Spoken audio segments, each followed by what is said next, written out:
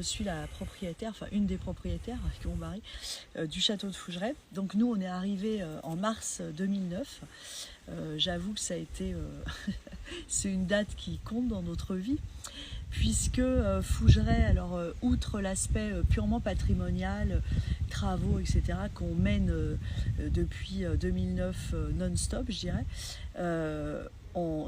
les choses ont beaucoup changé dans notre vie, puisque on s'est confronté à des choses inexpliquées qui se passent encore aujourd'hui, et très franchement, j'ignorais pas l'existence de tout ça, mais je m'interrogeais quand même, j'y croyais à peine en fait.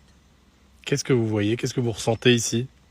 Alors aujourd'hui, en fait, c'est, si vous voulez, il y a une certaine habitude. Donc quand vraiment il y a des manifestations, on arrive à savoir de qui elles viennent par rapport aux énergies, par rapport à ce qui se passe aussi.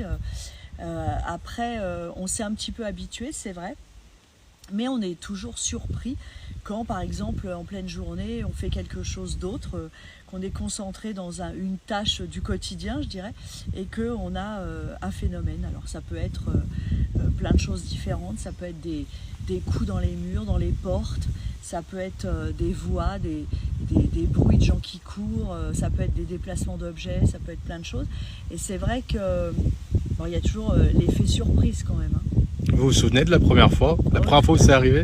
Ah oui, je me souviens très bien de la première fois. Alors là, je dis en ce qui me concerne, parce que François, ça a été autre chose. En ce qui me concerne, en fait, je descendais de la chapelle, j'étais dans l'entrée, et j'ai vu une silhouette masculine traverser l'entrée en glissant, et moi, c'est marrant, il y a des gens, ils hurlent, ils courent, enfin bref, moi j'ai été sidérée et paralysée en fait, je savais pas du tout comment réagir, j'étais complètement hébétée. Et après, on a eu plein de choses, ça a été un petit peu l'escalade. Alors, bon, je sais que beaucoup de gens pensent que je raconte n'importe quoi, etc. Mais on a quand même beaucoup de gens qui viennent et beaucoup de gens qui le constatent par eux-mêmes. Et ça, quelque part, ça me fait plaisir. Ça crédibilise ce qu'on dit, en fait, tout simplement. C'est pas trop dur aujourd'hui de vivre avec ça? On s'y fait? Comment ça se passe le quotidien? Au quotidien, si vous voulez, Fougeray, pour moi maintenant, j'ai une vraie relation extrêmement bizarre, parce que je peux pas faire comprendre ça à n'importe qui, mais je veux dire, par exemple, Fougeray, je me suis attachée aux gens qui y vivent encore, qui se manifestent. Donc c'est vrai qu'il y a un attachement, il y a une affection particulière. Pour moi, c'est pas juste des murs, c'est pas juste des pierres, c'est autre chose. Donc c'est vrai qu'au quotidien, on gère ça différemment. C'est pas une maison ordinaire, c'est pas un château ordinaire. On parle avec. Alors je sais, ça peut paraître complètement barge, mais on parle avec en fait. Voilà. On peut venir y passer une nuit un petit peu tout au long de l'année. Je sais qu'on peut réserver sur Internet directement sur votre site. Alors, en fait, on peut... moi, j'ouvre que de juin à octobre, parce qu'on n'a pas le chauffage à Fougeray. Alors, je fais des soirées Noël exceptionnelles, mais bon, voilà. En fait, oui, on peut venir. Hier, par exemple, on a fait une soirée spirit, il y avait des médiums, on a fait des tas d'expériences, c'est super intéressant. Et les gens voient bien qu'on bluffe pas, quoi. Et ça, c'est... Pour nous, c'est agréable de pouvoir partager ça. Je veux dire, recevoir des gens, ça a été un peu une catharsis, parce qu'on s'est retrouvés un peu seuls au début, je dois dire, et moi je ne l'ai pas très bien vécu. On se sent seul, et puis de ne jamais être cru, c'est hyper frustrant aussi. Vous voyez ce que je veux dire? Ah bah oui, tout le temps passer pour une illuminée, au bout d'un moment, on se dit non mais... il va falloir que ça s'arrête. Donc là, c'est vrai qu'on est dans une dynamique de partage de tout ça qui, quelque part, nous fait du bien et nous rassure aussi. Ça vous rassure de savoir qu'il y a des manifestations dans ce château, de se dire qu'il y a peut-être quelque chose après la vie?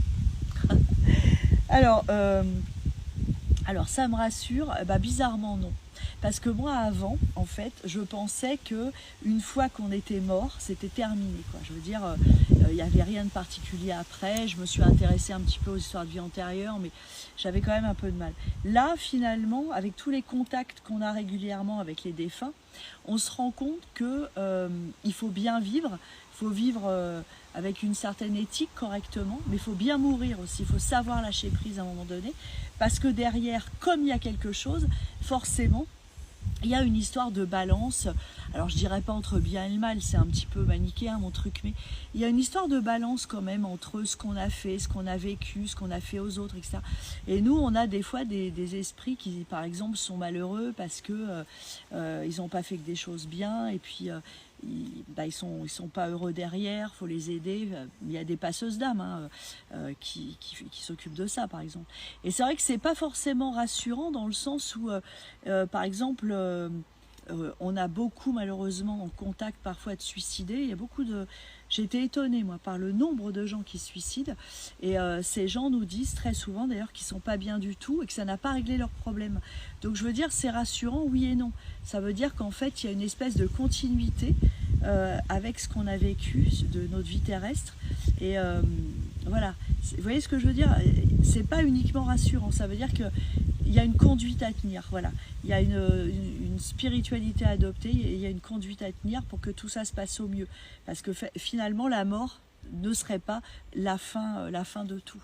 Vous auriez su, imaginons, vous savez à ce moment-là que ce château, au moment où vous le visitez, au moment où vous allez l'acheter, qu'il y a tout ça, est-ce que vous l'achetez quand même?